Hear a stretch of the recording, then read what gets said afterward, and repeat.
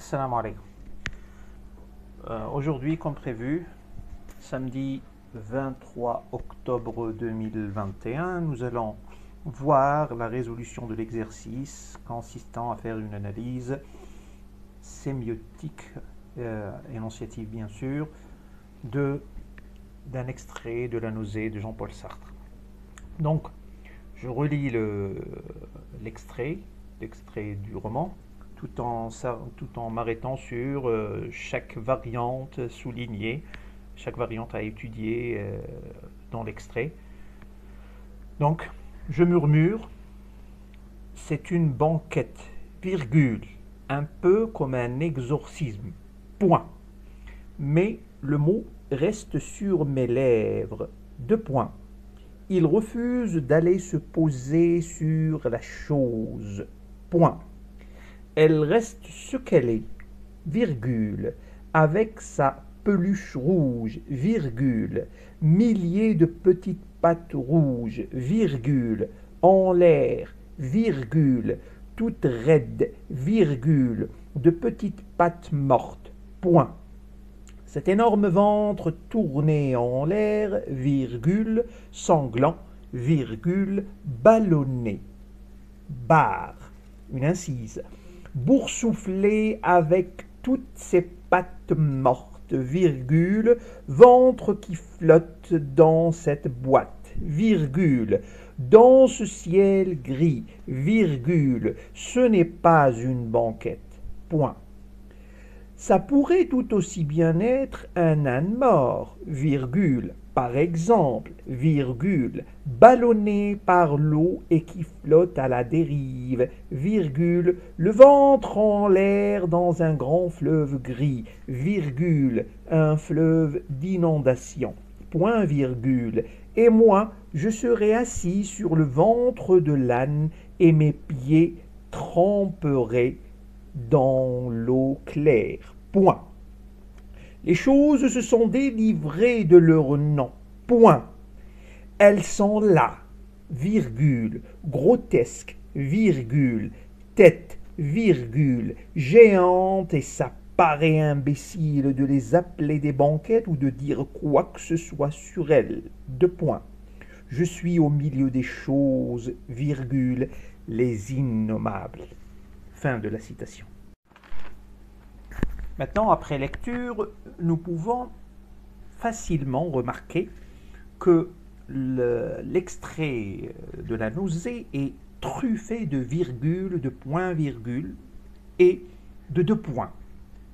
Mais qu'est-ce que la virgule?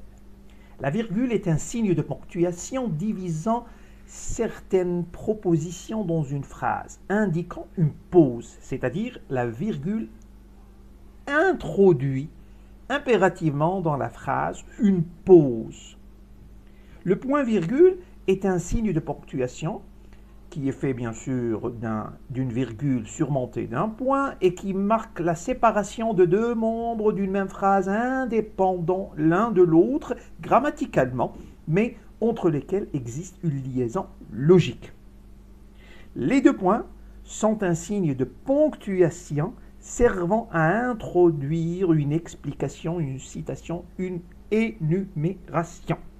C'est-à-dire, à chaque fois que l'auteur utilise une virgule, il marque forcément une pause.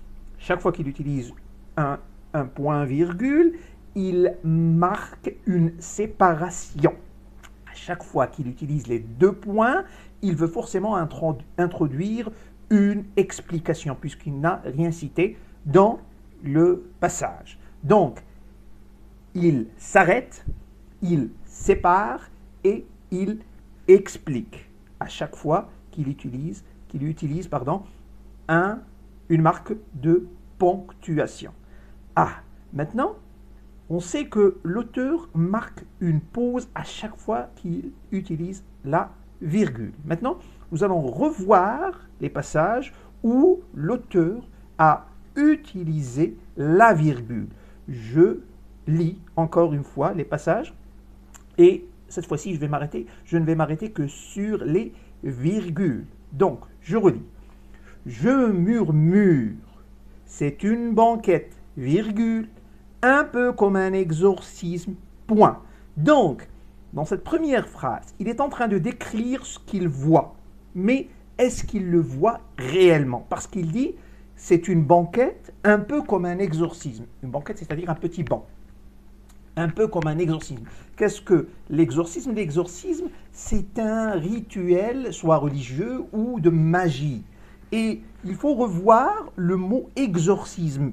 C'est-à-dire, il faut contextualiser la marque de ponctuation selon la variante lexico-sémantique utilisée dans la même phrase. Donc, qu'est-ce qu'un exorcisme? Un exorcisme est un rituel. C'est une pratique religieuse ou magique.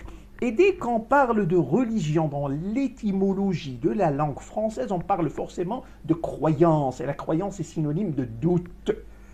Donc, c'est un doute. Nous sommes dans le doute, nous sommes dans la confusion. C'est une banquette un peu comme un exorcisme. Un peu comme un exorcisme. Est-ce que l'auteur est dans le doute? Est-ce que l'extrait exprime le doute? On va voir avec le reste du passage. Donc, je continue la lecture. Mais le mot reste sur mes lèvres. C'est-à-dire, ça ne sort pas. C'est l'entre-deux, c'est l'isthme. Ce n'est pas sorti, ce n'est pas interné. Donc, le mot reste sur mes lèvres. Il hésite. Il refuse d'aller se poser sur la chose. Cette chose qui n'est pas une banquette. Donc, le narrateur ne réalise pas vraiment que c'est une banquette, n'est pas sûr vraiment que c'est une banquette, donc il refuse d'aller se poser sur la chose. Donc, 2 points. Mais le mot reste sur mes lèvres. 2 points, il refuse d'aller se poser sur la chose. Nous sommes entendus qu'on ne va s'arrêter que sur les virgules. Donc, je continue. Elle reste ce qu'elle est, virgule, une pause donc. Elle reste ce qu'elle est avec sa peluche rouge. Donc, elle reste ce qu'elle est, virgule, pause, avec sa peluche rouge, virgule, milliers de petites pattes rouges, virgule. Donc, ce sont des pauses qui marquent soit une hésitation, soit une énumération. Donc, soit qu'il est en train de décrire la chose telle qu'elle est, telle qu'il la voit, soit qu'il hésite. Donc, à chaque fois, il marque une pause, virgule, en l'air. Donc, milliers de petites pattes rouges, virgule, en l'air, virgule, toutes raides, virgule, de petites pattes mortes, point. Donc, il vient de marquer dans cette phrase, à partir de elle reste jusqu'à morte, il vient de marquer 1, 2, 3, 4, 5 virgules. Donc 5 pauses dans une même phrase. Cet énorme ventre tourné en l'air, sanglant, ballonné, boursouflé. Cet énorme ventre tourné en l'air, virgule, sanglant, virgule, ballonné, boursouflé avec toutes ses pattes mortes, virgule, ventre qui flotte dans cette boîte, dans ce ciel gris, ce n'est pas une banquette. Donc, nous sommes en train de réaliser que, après toute cette description qui marque... Donc, je disais, après toute cette description qui a marqué en 2 phrases 9 virgules, c'est-à-dire 9 pauses, le narrateur doute encore de la chose. Qu'est-ce qui confirme qu'il est en train de douter? C'est qu'il dit dans la phrase suivante, ça pourrait tout aussi bien être un âne mort. Quelle relation y a-t-il entre un âne mort et une banquette? Personne ne sait. Ce n'est pas du tout logique. Ce n'est pas du tout plausible ni intelligible. Pourquoi? Parce qu'il n'y a aucune relation entre une banquette et un âne mort. Après 3 phrases et 10 virgules, c'est-à-dire 10 pauses marquées en 3 phrases, on remarque bien que le narrateur hésite à chaque fois qu'il ébranle, qu'il touche, qu'il est en train d'aborder ce qu'il est en train de voir. Mais est-ce qu'il est vraiment en train de le voir? Donc, On continue pour pouvoir contextualiser la thématique dans les 2 ou 3 variantes qui sont la ponctuation, la lexicosémantique et la conjugaison. Donc, jusqu'à maintenant, nous nous sommes arrêtés que sur la ponctuation. Nous allons continuer avec les virgules. Donc, je disais, je continue la lecture, ça pourrait tout aussi bien être un âne mort, virgule, par exemple, virgule, ballonné par l'eau et qui flotte à la dérive, virgule, le ventre en l'air dans un grand fleuve gris, virgule, un fleuve d'inondation, et moi, je serai assis sur le ventre de l'âne et mes pieds tremperaient dans l'eau claire. Donc, nous continuons toujours avec cette cadence de virgule qui marque en cette phrase encore une fois 4 virgules, soit 4 pauses superposées ou 4 pauses successives. Donc, le narrateur passe de la banquette à l'âne, un âne dont il doute, dont il n'est pas sûr de la réelle existence, mais il y a forcément une chose avec un grand C qui est en train de flotter dans le fleuve. Qu'est-ce qui confirme ce doute? C'est cet excès, cette overdose de virgule. On continue. Les choses se sont délivrées de leur nom. Point. Donc vous voyez bien que c'est la seule phrase presque dans tout l'extrait qui ne compte pas de virgule. Les choses se sont délivrées de leur nom. Continuons. Elles sont là, virgule, grotesque, virgule, tête, virgule, géante, et ça paraît imbécile de les appeler des banquettes ou de dire quoi que ce soit sur elles. Je suis au milieu des choses, virgule, les innommables. Donc, dans cette dernière phrase, nous marquons encore 4 pauses, 4 virgules, 4 virgules, 4 pauses. Donc, le narrateur doute, puisqu'il hésite, puisqu'il marque chaque fois une pause pour confirmer son jugement, sa description par un ajout. Qu'est-ce qui fait que qu'est-ce qui fait que le narrateur doute? Qu'est-ce qui confirme que le narrateur doute? C'est l'autre variante qu'on va ajouter ou qu'on va analyser à côté de la ponctuation. Donc maintenant, nous allons passer à la deuxième variante qui est le champ lexico-sémantique. Maintenant, abordons le champ lexico-sémantique. Nous allons relire le passage en dénombrant, en relevant les lexèmes, les mots ou expressions qui relèvent de l'hésitation, du doute. Je murmure. Le fait de murmurer est de parler avec une voix sourde et confuse. Donc à chaque fois, on revient à l'explication lexicologique, c'est-à-dire le dictionnaire pour savoir ce que c'est que le murmure, ce que c'est que le mot en question. Donc, je murmure. C'est une voix sourde et confuse. C'est une banquette un peu comme un exorcisme. Un peu comme un exorcisme. L'exorcisme, c'est une pratique religieuse ou magique comme je l'avais déjà auparavant expliqué. Donc, dès qu'on est dans le champ religieux, on est forcément dans le champ étymologique du doute, de la croyance. Donc, croyance équivaut à doute dans l'étymologie française. Donc, exorcisme, mais le mot reste sur mes lèvres. Il refuse d'aller se poser sur la chose. Elle reste ce qu'elle est, avec sa peluche rouge, milliers de petites pattes rouges, en l'air. En l'air. Cette expression en l'air est une expression qui signifie le désordre, d'où l'expression s'envoyer en l'air. D'accord? Continuons. Toute raide, de petites pattes mortes, cet énorme ventre tourné en l'air, sanglant, ballonné, boursouflé, avec toutes ces pattes mortes, ventre qui flotte. Flotter. Flotter signifie s'agiter dans un mouvement de désordre. Donc, vous voyez bien qu'en l'air, c'est un mouvement de désordre, Flotter, s'agiter dans un mouvement de désordre, donc un mouvement désordonné, flotter. Ce n'est pas un mouvement volontaire, c'est un mouvement involontaire, végétatif, un mouvement qui n'est pas régi par la raison. Donc, c'est le désordre, c'est la confusion. Continuons. Ventre qui flotte dans cette boîte, dans ce ciel gris. Et qu'est-ce que le gris? Le gris, en français familier, qualifie l'ivresse, qualifie l'homme ivre, donc toujours dans la sémantique de la confusion. Continuons. Ce n'est pas une banquette.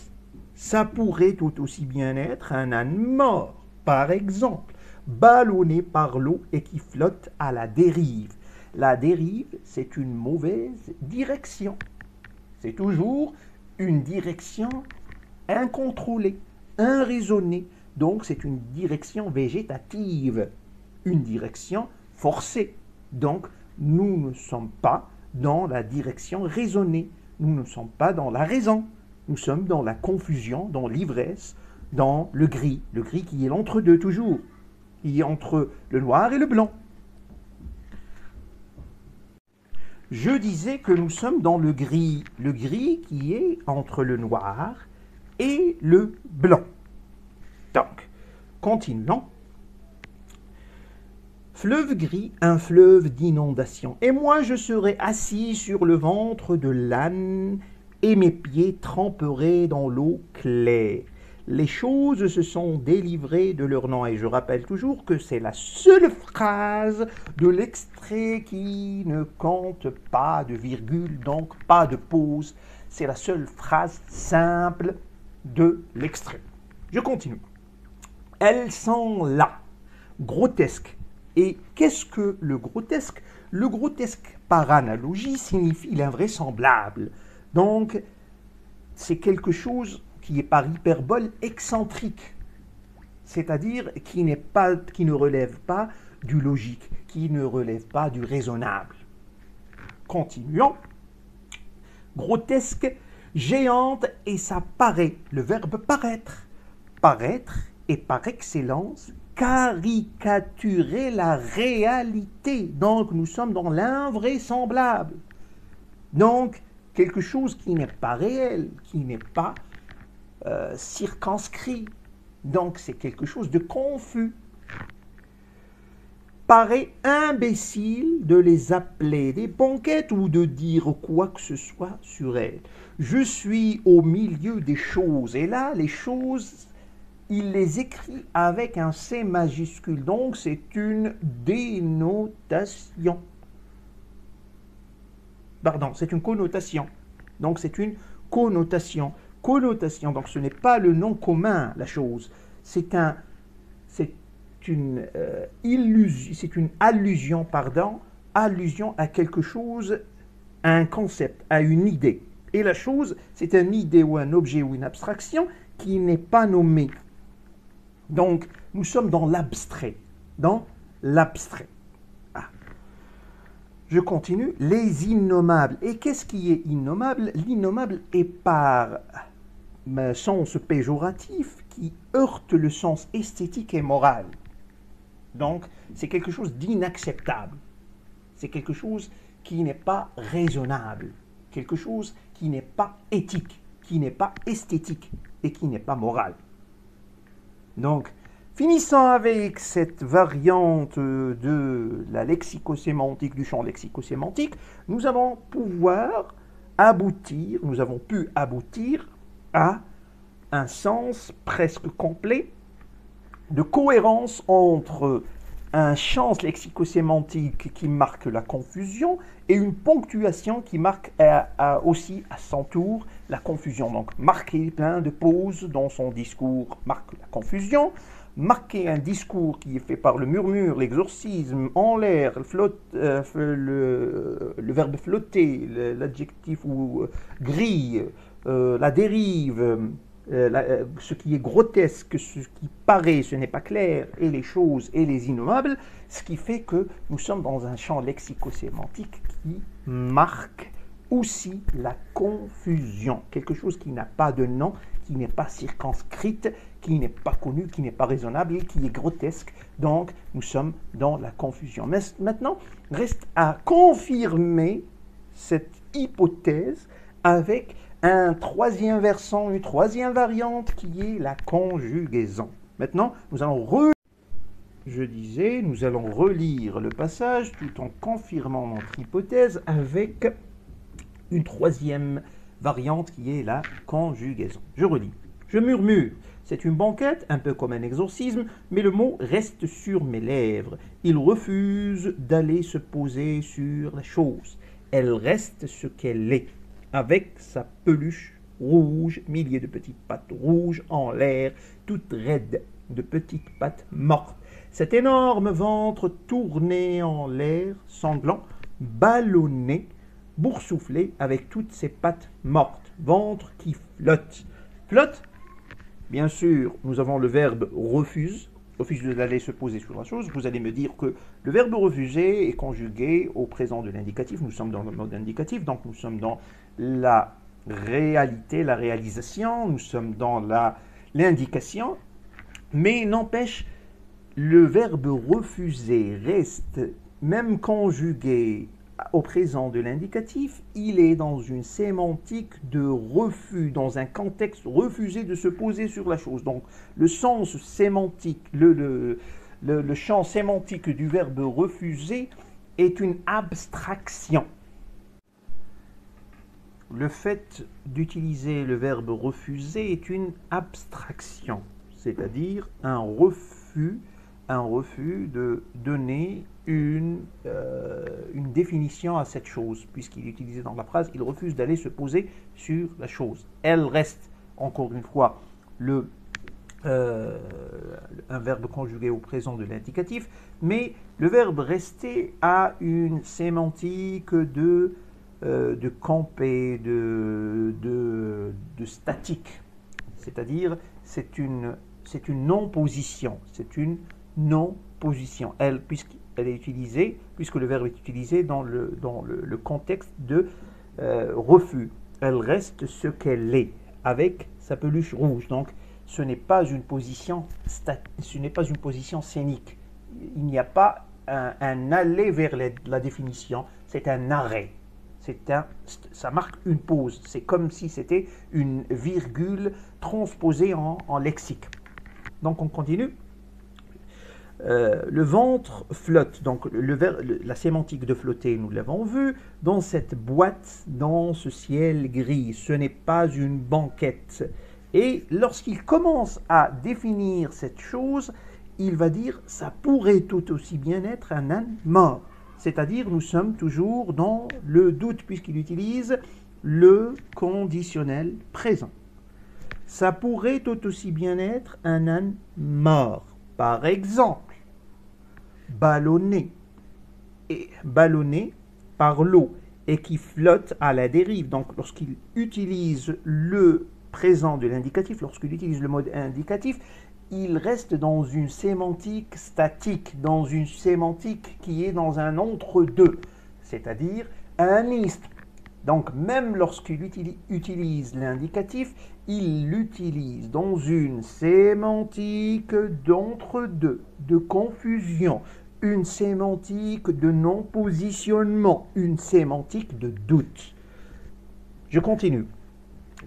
Flotte à la dérive, le ventre en l'air dans un grand fleuve gris, un fleuve d'inondation. Et moi, lorsqu'il parle de lui-même, bien sûr, il sépare le fait de décrire la banquette ou la chose avec le fait de parler de lui-même par un point-virgule.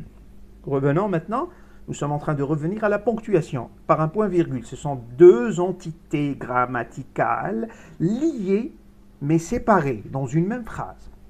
Et moi, je serai. Il utilise encore une fois le conditionnel présent, donc le conditionnel qui est dans une logique de doute, une logique de confusion, une logique grammaticale d'entre-deux. Donc je serai assis sur le ventre de l'âne. comment serait-il sur le bord du fleuve, en train de décrire quelque chose qu'il serait sûr, donc qui serait son embarcation, qui serait en quelque sorte sa monture, alors que qu'en fin du compte, il est en train de décrire quelque chose qu'il ne connaît pas. C'est pour ça qu'il utilise, lorsqu'il parle d'essence, je serai, lorsqu'il parle de lui-même, il utilise le conditionnel. Et moi, je serai assis sur le ventre de l'âne et mes pieds tremperaient, encore une fois, le conditionnel.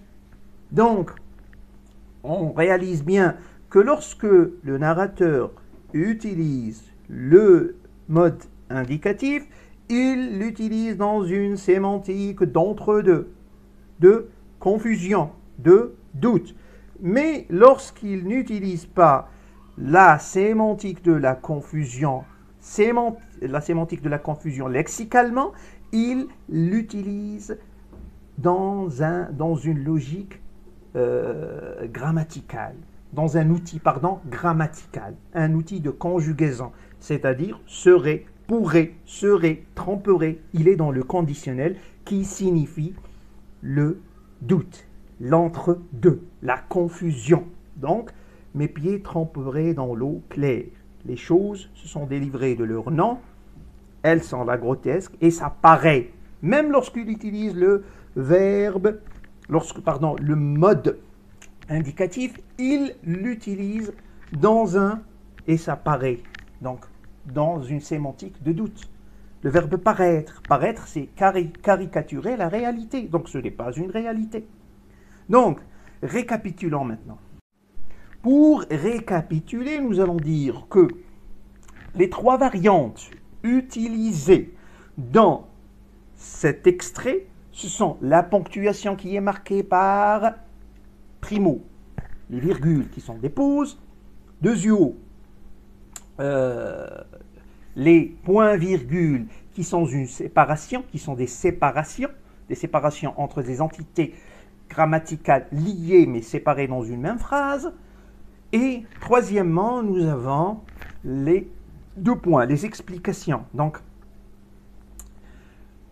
la deuxième variante, nous avons le lexique qui est marqué par un entre-deux, une confusion, le murmure, l'exorcisme, en l'air, flotte, grille, dérive, grotesque, paraître, chose et innommable.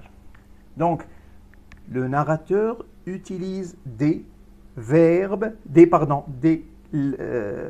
mots, un champ lexico-sémantique qui relève du doute. Des pauses à travers les marques de ponctuation qui marquent toujours un ajout, donc toujours une sensation de manque dans la description. Puis, un champ lexico-sémantique qui est dans l'entre-deux, dans la confusion, dans le doute. Le murmure n'est pas une haute voix et n'est pas un silence. L'exorcisme n'est pas une réalité. En l'air, ce n'est pas une position qui est sur terre ni dans le ciel. D'accord? Le gris n'est pas du noir, mais n'est pas aussi du blanc. Flotter n'est pas couler, mais n'est pas immergé. Dériver n'est pas sortir de l'eau, mais n'est pas le fait d'aller dans une correcte direction. Grotesque, quelque chose qui n'est pas logique, qui est invraisemblable, qui est excentrique. Paraître, est-ce que c'est une absence de réalisation? Non, ce n'est pas une absence de réalisation. On réalise quelque chose, mais est-ce que c'est la réalité? Non, ce n'est pas la réalité. Donc, la chose, est-ce que c'est du néant? Non, ce n'est pas du néant. La chose, c'est quelque chose qui existe. Mais est-ce que ça a un nom? Non, ça n'a pas de nom. Et le mot qui explique toute cette panoplie, c'est les innommables. Nous sommes au milieu des choses, les innommables. Donc, la première visée ou la visée la plus claire et se concrétise dans le mot les innommables. Nous avons l'utilisation de, dans une optique de troisième variante, qui est la conjugaison. Nous avons l'utilisation de l'indicatif, du mode indicatif, dans un contexte sémantique de doute, de statique. Quelque chose qui campe, qui est parti bien sûr, mais qui n'a pas abouti. Je refuse. Donc, il refuse, il reste, elle reste. Donc, refuser, ce n'est pas ne pas avoir une position, mais ce n'est pas aboutir à une position. Donc, un refus est un campement entre deux positions. Rester, c'est la même chose. Et nous avons aussi l'utilisation du mode conditionnel qui marque le doute, qui marque la confusion. Ça pourrait, je serais, mes pieds tremperaient, donc je doute, je suis confus. Donc, la signification première de cet extrait, c'est le campement dans le doute, dans la confusion. Et ceux qui comprennent, qui savent ce que c'est que l'idéologie de Sartre, peuvent comprendre clairement ce que Sartre est en train d'exprimer dans cet extrait. Sartre est en train d'exprimer une volonté de définir les valeurs et les comportements de ce monde à travers une logique qui n'est pas la logique sociale, et sociale conventionnelle, éthique, religieuse, etc., et qui n'est pas la convention excentrique, égocentrique, la conception qui relève du soi. Donc, ce n'est pas la convention, donc les choses sont conçues, les comportements sont conçus selon Sartre, selon une conception non conforme à la convention sociale, religieuse, politique, légale, etc. Non conforme aussi à la position égocentrique, animale, je vais dire. Donc, c'est une position entre deux. Une position qui n'a pas de nom, qui n'a pas de conception claire selon Sartre, mais qui existe.